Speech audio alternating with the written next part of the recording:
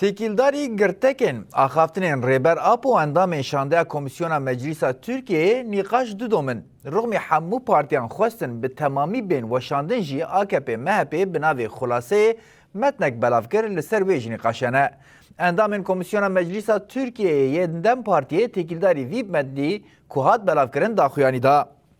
Endamên Komîsyonê daxuyaneka nivîskî parvekirin û xwestin hevdîtina li gel rêber Apo hatiye bi temamî ji raya giştî re bêeşkerekirin.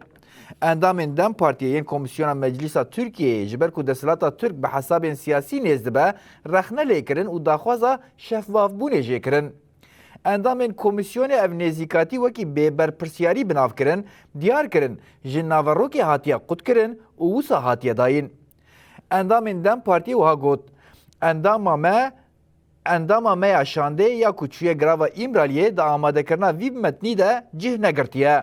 Ev rêbaz wekî çawa nahêla nirxandinên Birêz Öcalan yekpare û tendurist bêfêmkirin, her wa hevokên ji çarçoveya giştî qut, kirpandinên hatine helbijartin û îxtibasên kêm rê li ber gelek spekülasyonan vedike.